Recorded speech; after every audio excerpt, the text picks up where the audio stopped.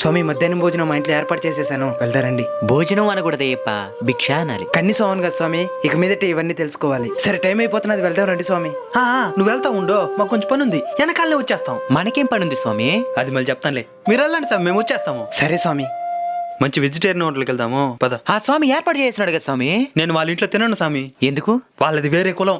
మాలలో ఉన్నారు స్వామి, ఇలా మాట్లాడడం చాలా తప్పు. తప్పో ఒప్పో, నేను వాళ్ళ ఇంట్లో తిన్ను, వాళ్ళ పూజకి కూడా రాను. మాల వేసుకునేది మనలోని దుర్గుణాలు జయించడానికి. అలాంటిది మాల వేసుకున్న తర్వాత కూడా ఇలా కులపిచ్చి చూపిస్తే ఆ అయ్యప్ప స్వామి కూడా క్షమించాడు.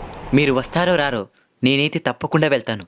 వద్దులే స్వామి, మిమ్మల్ని ఇబ్బంది పెట్టడం నాకు ఇష్టం లేదు స్వామి, రావద్దులేండి. సొంత అన్ననే రావద్దంటున్నావా? అన్నా, మాల వేసుకున్న ప్రతి ఒక్కరికి అయ్యప్ప స్వామి తండ్రి అయినప్పుడు మనమిద్దరం అన్నదమ్ములవనే కదా. నేను వస్తున్నాను స్వామి.